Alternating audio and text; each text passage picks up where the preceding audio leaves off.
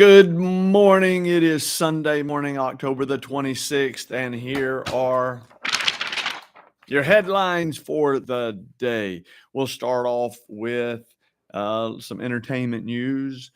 June Lockhart, the beloved actress best known for her iconic roles in Lassie and Lost in Space, has passed away at the age of 100. Yeah, those were a couple of shows I used to watch when I was a kid on reruns. June Lockhart has passed away. Pam Bondi ignites an internet firestorm after announcing that she refuses to host Pride Month and believes woke people don't deserve to be celebrated. Advanced AI systems are exhibiting behaviors eerily reminiscent of science fiction, resisting shutdown commands and even sabotaging them to stay operational. There is a ghost in the machine. His name is Satan. Good morning, Jennifer. Thanks for joining us live. There's a ghost in the machine, guys. The only thing I don't know how this plays into, it remains to be seen how it plays into Bible prophecy, but we'll know one day. Multiple people were shot at Lincoln University in Pennsylvania Saturday night during the college's homecoming weekend. No suspects are in custody. A lot of these homecoming shootings, football game shootings, this is not good. Oh, here's some news. Former Vice President Harris hints she could run for president again in a new interview. Says she's keeping her options open. Quote, she said, "I have lived my entire career as a life of service, and it's in my bones." Yeah, go ahead, Harris. I think you run for president again. I think you should run for president again. Good morning, Elaine. Thanks for joining us live. No Kings protest, largely comprised of people from one demographic. What do you think this demographic is? Let's talk about this one a little bit. One demographic, no Kings protest, make up the attendance more than any other. Educated white women in their 40s. This guy, his last name is Alpert. I've just got some excerpts from this article I put down here. And so let me just read some of these. He wrote a book called Therapy Nation. Therapy. We're a therapy nation. He's right. Got to go to therapy. Got to go to therapy. Got to go to therapy. He says therapy speak is everywhere in our culture. Therapy speak is everywhere. In dating apps, on the news, even in political rallies. This is this guy talking. People start labeling others as narcissist or traumatized when those aren't clinical diagnoses. Man, for a while I was seeing it all over YouTube. It was all over my feed. You might be a narcissist. This is how you know a narcissist. Narcissist. It's like the big thing now. Somebody causes you problems, now the thing to do is label them a narcissist. I'm going to tell y'all. You know how to tell who's a narcissist? It's the one calling everybody a narcissist. I'm telling y'all that's the number one sign. But therapy speak, narcissist, traumatized, therapy speak. Alpert sees this hunger for connection as central to the no kings phenomenon.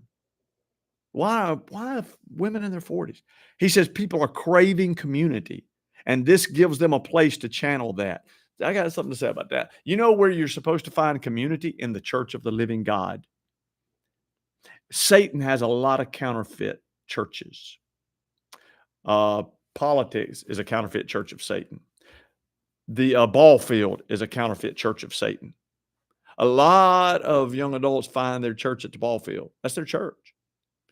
I guess no kings protest. It's a church for some people. A lot of counterfeit churches out there. He said he said they're surrounded by others who validate how they feel, and that validation can be addictive. Some protesters are equating the No Kings movement with the civil rights movement. In their minds, there's an equivalency, but there really isn't. They want to be part of something historically meaningful, and that longing can distort perspective. A lot of times people are unhappy in their own lives. They may have anxiety or anger, and they project that onto others. That's partly what we're seeing played out at these rallies. That's interesting stuff. I think he's right. All right, let's man a bunch of Trump news. All right, here we go. Yep, from here on out. I mean, just boom, boom, boom. President Trump says he's willing to help make Obamacare better and negotiate with Democrats only after they agree to reopen the government. All they have to do is say yes, and then it's over, he said. President Trump, he flew to Malaysia. There he oversaw let me just read the headline. President Trump oversees as Thailand and Cambodia expand on the peace deal he helped broker over the summer. Cambodian Prime Minister says he's not President Trump for the Nobel Peace Prize. Quote, he saved lives. President Trump on peace between Cambodia and Thailand. Quote, this is one of 8 wars that my administration has ended. We're averaging one a month. There's only one left. I guess he's talking about Ukraine and Russia. I thought this was included in the 7, but maybe not. He said, if I can take time and save millions of lives, that's really a great thing.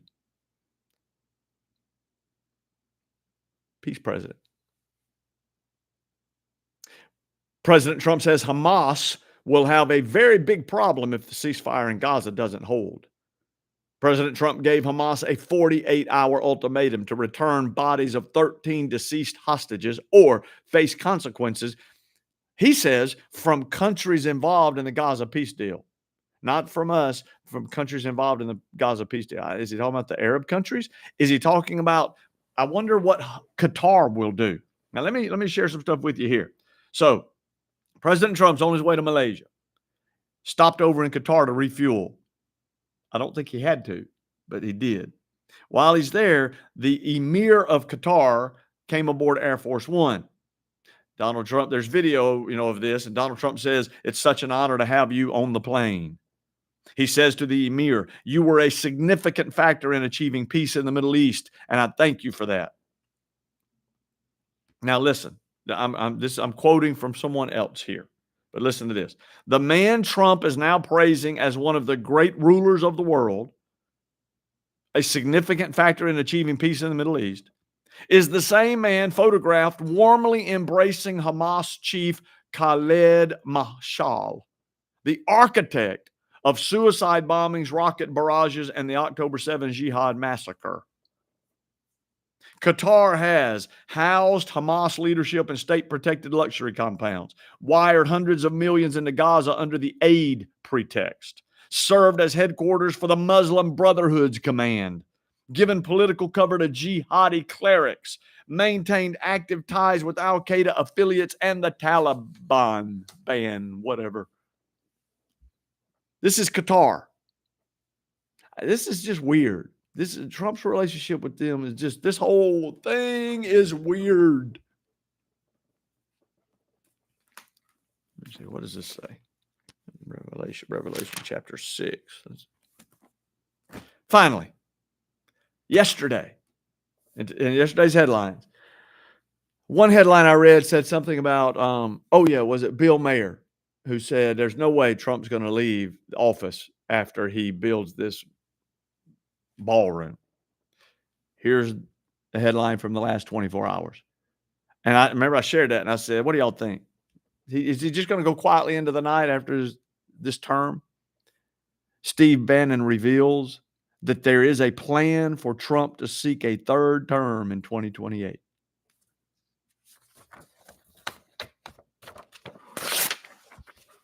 There's your headlines for the day. Hope to see you. I know it's going to get bad weather. It's going to be raining. Hope to see you in church, though, this morning if you can. Come on, join us in person. If you can't, join us online. God bless you.